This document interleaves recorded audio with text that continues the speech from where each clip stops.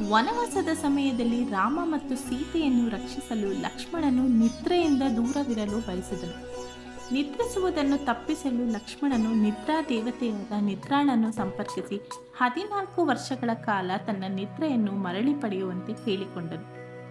ನಿದ್ರಾ ದೇವತೆಯು ನಿನ್ನ ಪರವಾಗಿ 14 ವರ್ಷಗಳ ಕಾಲ ಬೇರೆ ಯಾರಾದರೂ ಮಲಗಬೇಕಾಗುತ್ತೆ ಎಂದು ಹೇಳುವ ಮೂಲಕ ಒಪ್ಪಿದಳು.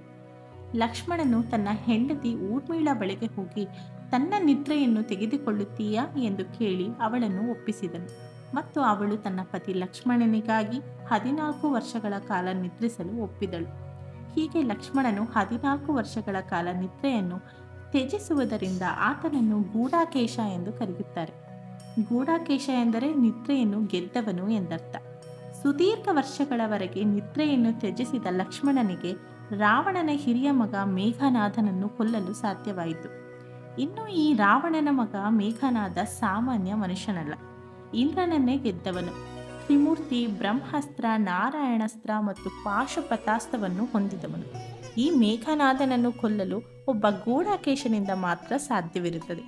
ಅದು ಲಕ್ಷ್ಮಣನ ಪ್ರಾಮಾಣಿಕತೆ, ನಿಷ್ಠೆಯಿಂದ ಮೇಘನಾದನನ್ನು ಸಂಹರಿಸಲು ಸಾಧ್ಯವಾಯಿತು.